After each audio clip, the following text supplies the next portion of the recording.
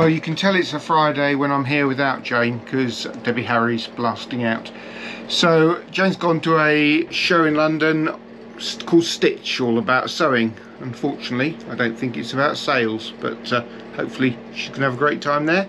So my job is to empty the Forecabin and fill these boxes. So plenty of these boxes, and let's get this space cleared away so we can start preparing for the windlass.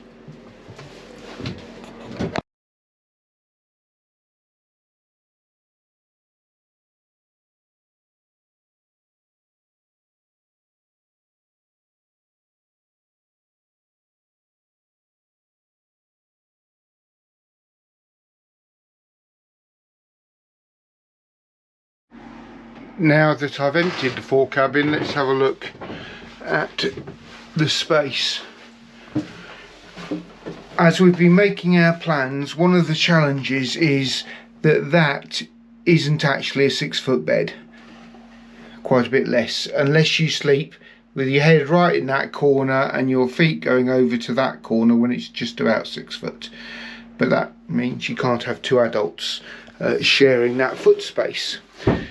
So what we're going to be doing is taking all of this out, and we will have a new single bed on that side, and we're going to just take that out and give you a little bit more length for your feet. Then as we look underneath these, try and explain what we're going to do.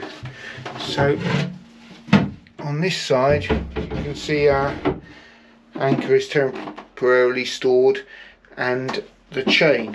Now I'll just pause and move all these tops out the way. Okay, hopefully you can see better now. So this is the original chain locker, but what we found is the chain clearly from the staining there never slid all the way down. So it was much further forward than really planned and just clogged up in that quite small space. Our new chain locker will be across there and across here, full width, with a bonded in bulkhead at each end and a solid top, removable solid top, with just the hose coming into it. And this is above the waterline, so that creates a watertight compartment. And so to get into the cabin,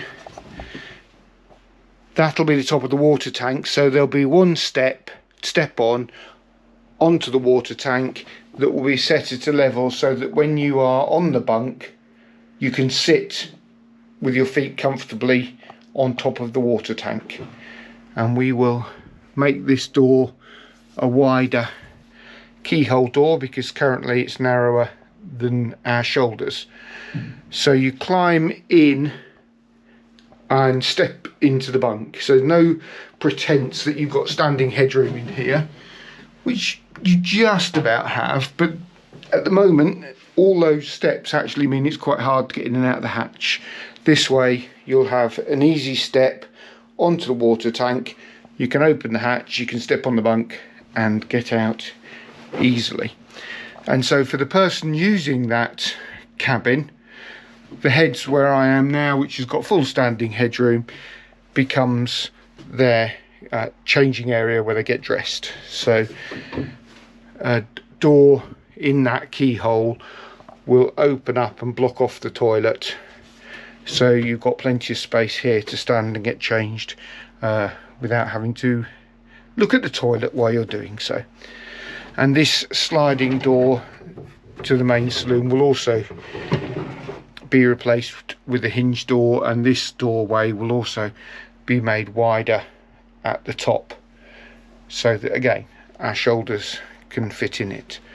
And now that we love this storage on this side, oops, this is falling over, we are going to definitely have shelving storage on this side. We will just push it back a little bit from this door when we make it nice for cruising.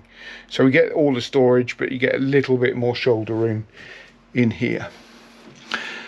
Okay, now next job is going to be very messy and frustrating, which is to take off all this grotty stuff. Sadly, everything in here has got water damaged, and we have got to get full access to behind these for wiring and for the stanchion replacements. So they're all going to come out. They've all been wet for a very long time, so they're very mouldy and horrible. We'll save as much wood as we can.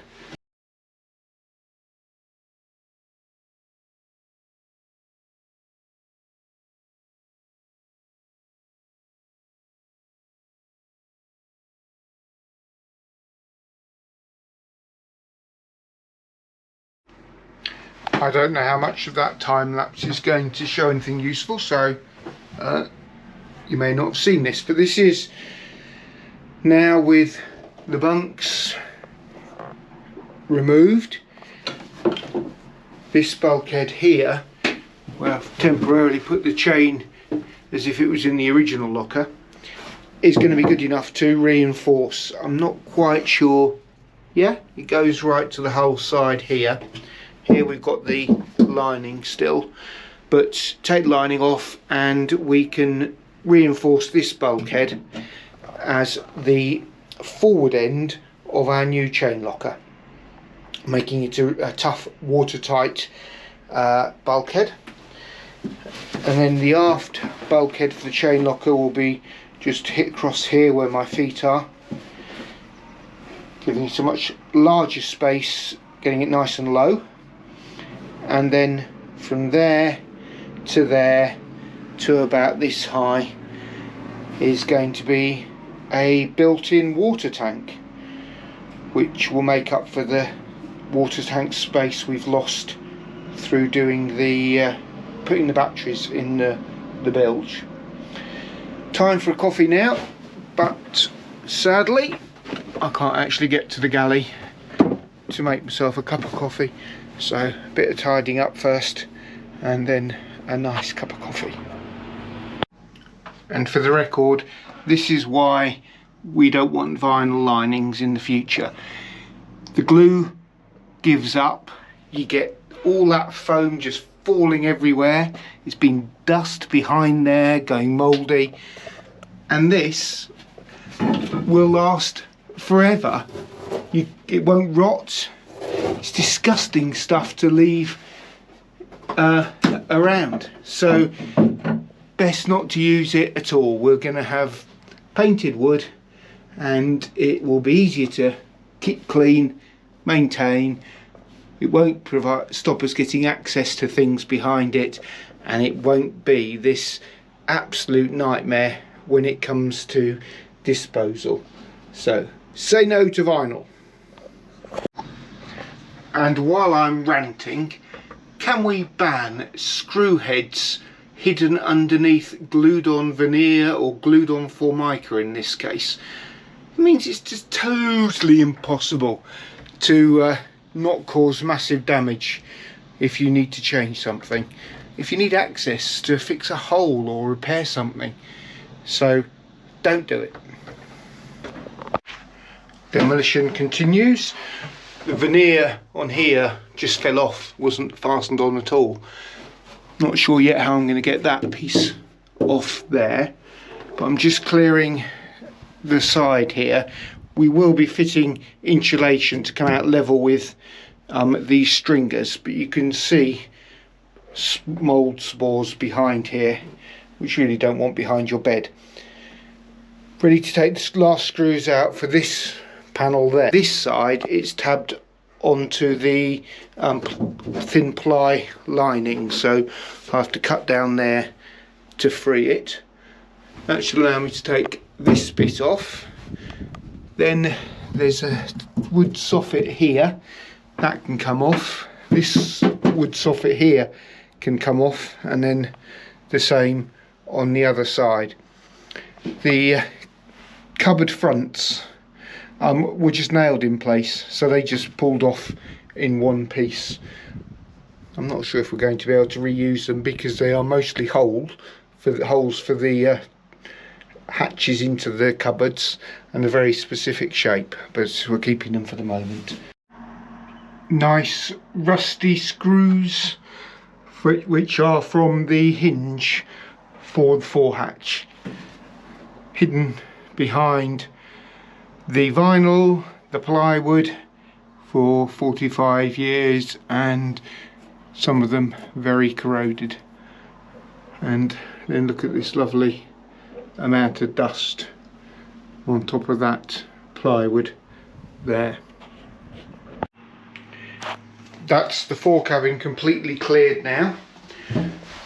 All the nasty headlining is gone, ready for a good clean sand and paint, where we're not doing any fiberglass work. Then the way this water tank is going to work is a bulkhead epoxied to this one at a water line's about here, so about here, going right the way across that face. Another bulkhead here going to the same height right across the width of the boat here. Then probably quartered internal baffles to stop the water sloshing around too much, and this incident will go right the way down to the bottom of the hull. And around the rim will be an epoxied in sort of beam shelf that the lid will bolt onto, so there'll be nuts captive in that beam shelf covered in epoxy on the underneath so that they don't go into contact with the water, and then the lid will bolt onto those with a rubber seal inside the bolts so that the water doesn't go anywhere near the actual bolts themselves. That should be a good way to make it watertight. I might put a row of bolts on the centre division as well. Again, nuts will be underneath and covered in epoxy so they're not exposed to the water, and all of that tank will be tabbed to the hull and then with glass fibre matting, and then it will be coated in food safe epoxy, so we end up with a lovely water tank to keep water clean. As I said before, the anchor locker is going to go with the forward edge of the water tank, will be the back edge of the anchor locker. I'm going to put a little square column here, so with a drain from the anchor locker into it, so that's where we will have a pump to pump out the water that comes into the anchor locker with the chain. It'll have a false bottom here with holes in. All of this will be lined with rubber matting so that the chain is quiet and doesn't damage the hull. Water will drain through the bottom into this lowest part here where we will pump it out from.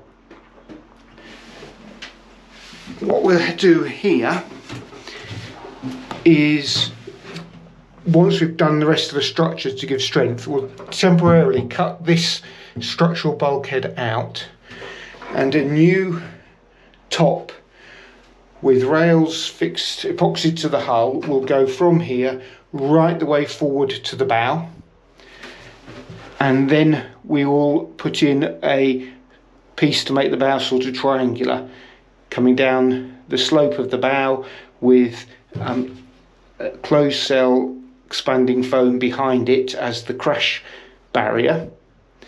And once we've done those, we will reinstate this, but a little bit further forward so that the bunk on that side can be really comfortable, nice size with enough room for your feet.